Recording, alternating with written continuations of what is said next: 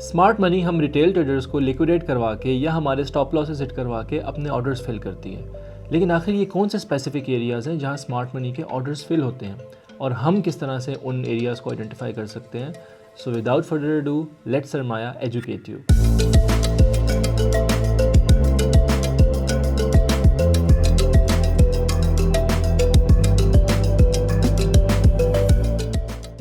Hello everyone, this is Mohammad Haseeb Baig और आज की इस वीडियो में हम स्मार्ट मनी के कुछ मज़ीद एडवांस कॉन्सेप्ट्स को देखेंगे, जिसमें से सबसे पहला हमारे पास है सप्लाई और डिमांड का कॉन्सेप्ट। सप्लाई एंड डिमांड के कॉन्सेप्ट को स्मार्ट मनी से रिलेट करने से पहले मैं हमारी एक रियल लाइफ एग्जांपल आप लोगों को देना चाहूँगा। आप लोगों ने अक्सर नोटिस किया होगा कि रमज़ान में चीज़ों की प्राइसेस ऊपर चली जाती हैं। आखिर उसकी वजह क्या होती है? क्योंकि रमज़ान में चीज़ों की डिमांड बढ़ जाती है और जब चीज़ों की डिमांड बढ़ जाती है तो ऑब्वियसली प्राइस भी ऊपर शूट कर जाती है। इसी तरह से एक और रियल लाइफ एग्जांपल हम देखते हैं। किसी भी रेस्टोरेंट या फास्ट फूड चेन के जो पीक आवर्स होते हैं वो इवनिंग में होते हैं, यानी कि रात के टाइम लोगों का इनफ्लो बहुत बढ़ जाता है कंपैरेटिवली दोपहर के टाइम।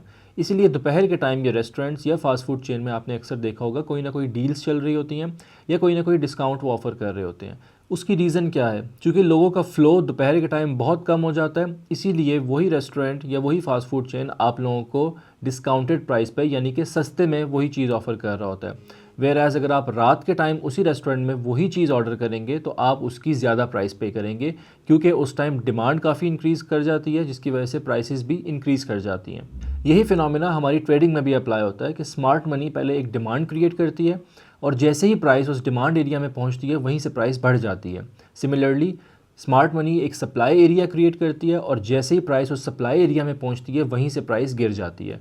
इन सारी चीज़ों को हम प्रैक्टिकली चार्ट्स पे देखते हैं, तो चलें स्टार्ट करते हैं। यहाँ पे अगेन मैं आपको एग्जांपल से समझाने की कोशिश करता हूँ। फॉर एग्जांपल यहाँ पे हमारा ये सप्लाई का एरिया है और ये हमारा डिमांड का एरिया है।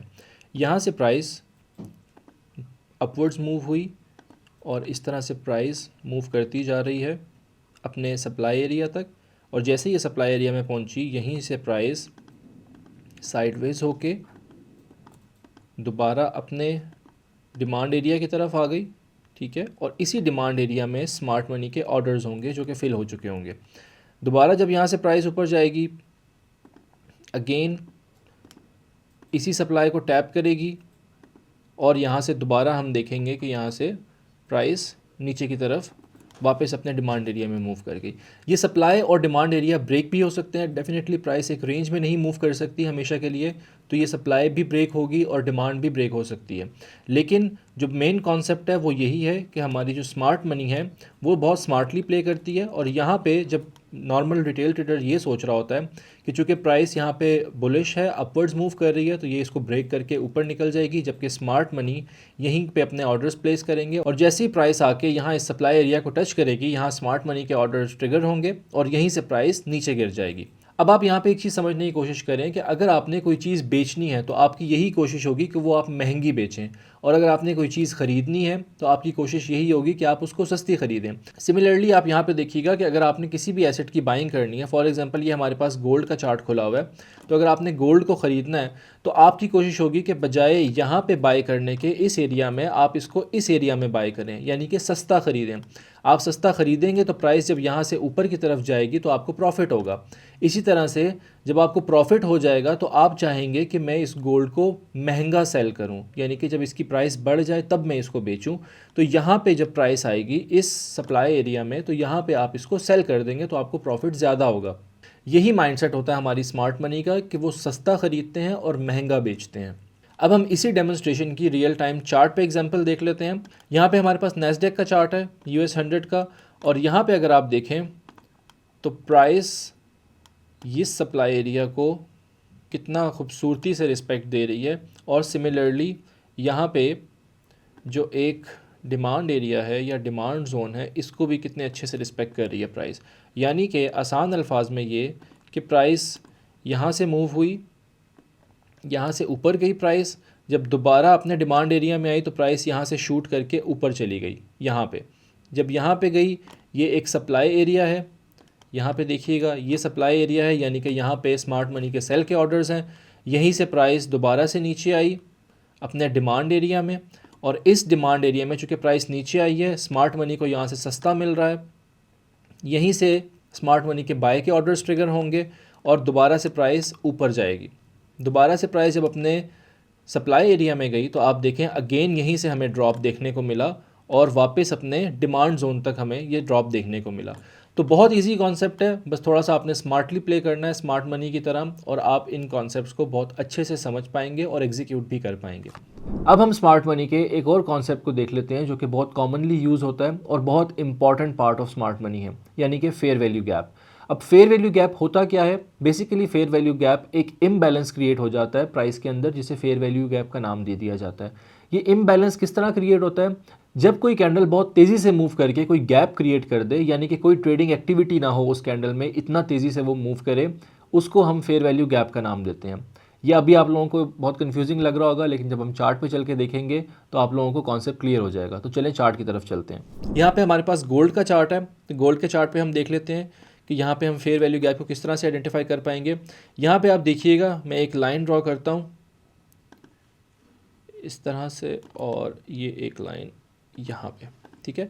अब आप ये वाला एरिया देखिएगा यहाँ तक, इससे पहले पहले ये एरिया देखिएगा। अब यहाँ पे आपको एक गैप नज़र आ रहा है, यानी कि ये वाली जो कैंडल है, ये रेड कैंडल जो है, ये रेड कैंडल इतना तेज़ी से नीचे आई, इतने मोमेंटम के साथ नीचे आई कि यहाँ पे एक गैप क्रिएट हो गया, एक इम्बैलेंस क्रिएट हो गया, ठीक है। तो ये गैप हमने आइडेंटिफाई किया।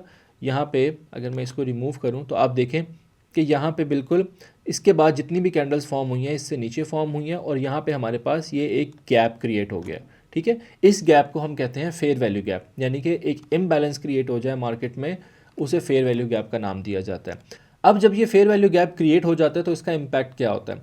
जब प्राइस इतना तेज़ी से नीचे आती है तो इसके दरमियान जितने भी ऑर्डर्स होते हैं वो अनट्रिगर्ड रह जाते हैं, यानी कि प्राइस ने इतना तेज़ी से मूव दिया कि अगर यहाँ पे कोई पेंडिंग ऑर्डर्स थे तो वो ट्रिगर ही नहीं हुए।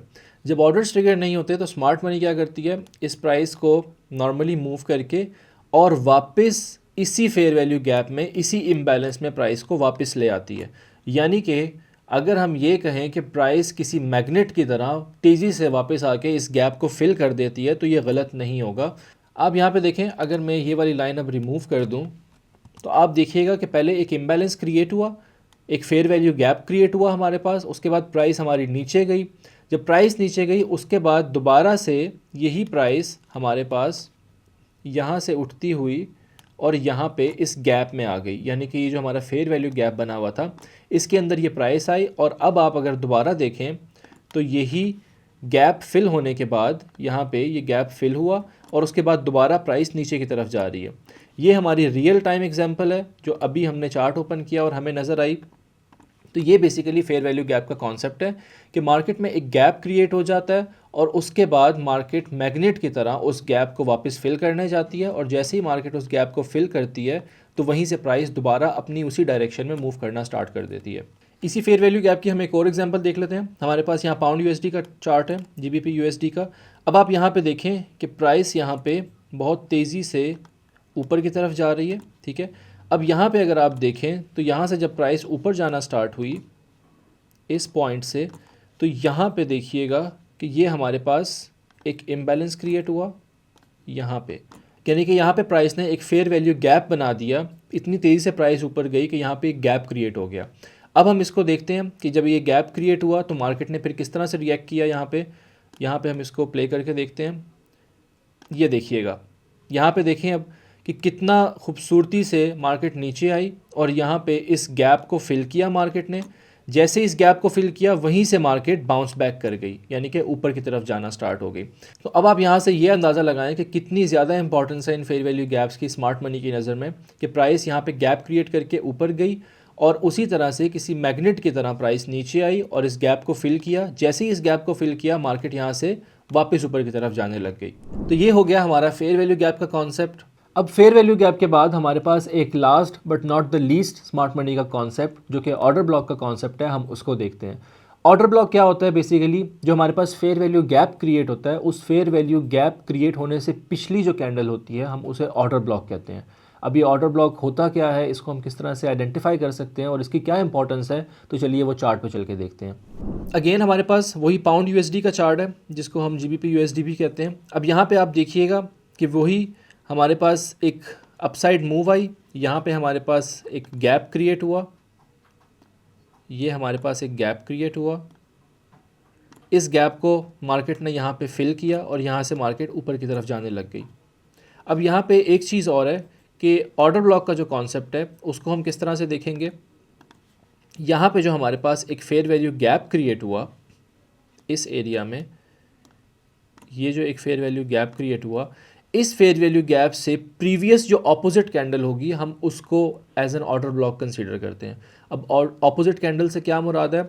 ऑपोजिट कैंडल का मतलब कि यहाँ पे अगर ग्रीन कैंडल्स बन रही हैं तो यहाँ पे जो एक रेड कैंडल है यानी कि ऑपोजिट कैंडल, एक बेरिश कैंडल है हमारी, उसको हम ऑर्डर ब्लॉक कंसीडर करेंगे। मैं यहाँ पे आपको मार्क करके दिखाता हूँ ताकि आप लोगों के लिए ईजी हो जाए इसको आइडेंटिफाई करना।